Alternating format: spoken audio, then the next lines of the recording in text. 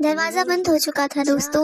बाहर जंकुक के रोने और दरवाजा पीटते हुए चिल्लाने की आवाज धीरे धीरे धुंधली होती जा रही थी। अब उस भयानक अंधेरे हॉलवे में सिर्फ दो ही लोग थे, एक हमारे शुगा और दूसरी वो अजीब सी रोने वाली आवाज जो हर बीतते सेकंड के साथ और ज्यादा दर्दनाक होती जा रही थी। घर का तापमान एकदम बर्फ जैसा ठंडा हो चुका था। कोई आम इंसान होता तो शायद उसका डर के मारे वही बुरा हाल हो जाना था, पर यहाँ थे हमारे शुगा। उन्होंने बिल्कुल शांत दिमाग से काम लिया। उन्होंने अपने हाथ में पकड़ा हुआ आर्मी बॉम्ब ऊपर किया।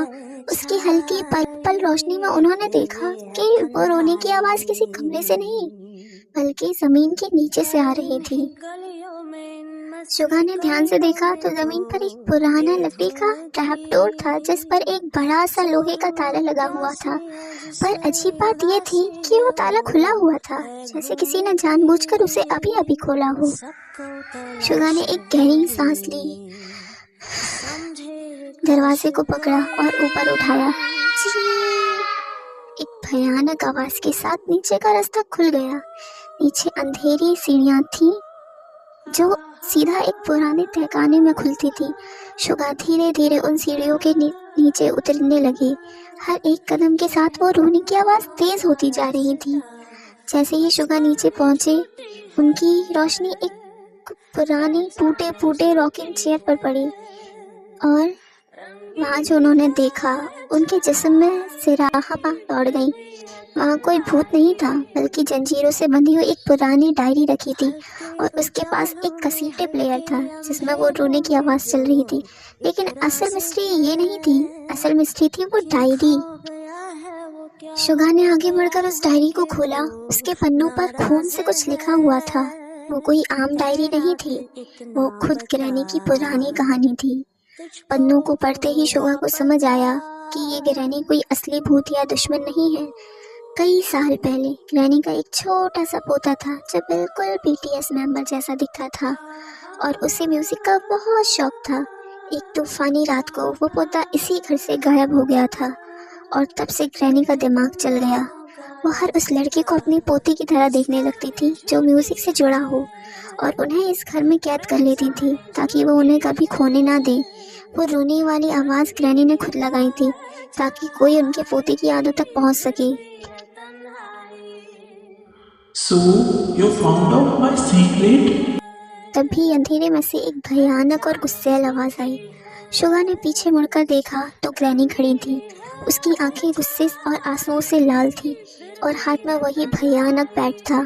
वो शुगा पर हमला करने ही वाली थी, लेकिन शुगा डरे नहीं। उन्होंने डायरी को हाथ में लिया और एकदम सॉफ्ट इमोशनल टोन में बोले, दादी, हम आपके दुश्मन नहीं हैं और हम आपके वो पोते नहीं हैं जिसे आप ढूंढ रही हैं, पर हम भी म्यूजिशियंस हैं और हम समझते हैं कि किसी से दूर होने का दर्द क्या होता है। शुगा की ये बातें सुनकर ग्रैनी का बैट हाथ से छूट गया। वो जमीन पर बैठकर सच में रोने लगी।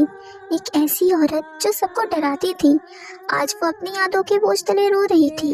शुगा ने आगे बढ़कर दादी को सहारा दिया और उन्हें तहखाने से बाहर लेकर आए। घर बाहर बीटीएस के बाकी 6 मेंबर घर का मेन दरवाजा तोड़ने की कोशिश कर रहे थे। जैसे ही दरवाजा खुला, जंकुक और चिन अंदर भागे, पर सामने का नजारा देखकर उनके होश उड़ गए। शुगा आराम से सोफे पर बैठे थे और ग्रैनी उन्हें गरम गरम चाय और बिस्किट खिला रही थी। बुक ने आंखें फाड़ कर कहा, हायो, ये क्या चक्कर है? दादी तो आपको मारने वाली थी ना? शुगा ने मुस्कुराते हुए कहा, कोशिश तो अच्छी थी दादी जी, पर उन्हें नहीं पता था मेरे नए एल्बम कंसेप्ट की हीलिंग पर है। ग्रैनी ने बीटीएस के सारे मेंबर को देखा। उन्हें अपनी गलती का एहसास हुआ। उन्होंने वैन के लिए पेट्रोल का इंतजाम भी करवाया और जाते जाते आरम को एक पुराना कीमती एंटीक वाज भी गिफ्ट किया, जिसे आरम ने वहां भी गलती से गिराते गिराते बचाया।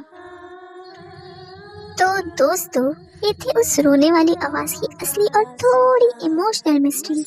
हर बुराई के पीछे कोई ना कोई दर्द छुपा होता है और हमारे शुगा ने ये साबित कर दिया कि डर का जवाब डर से नहीं बल्कि दिमाग और थोड़ी इंसानियत से दिया जाता है। आपको ये नया बड़ा और सस्पेंसफुल ट्विस्ट कैसा लगा कमेंट में ज़रूर बताना। फिर मिलते हैं अगली नेक्स्ट वीडियो में। Thank you so much. सारंगेओ।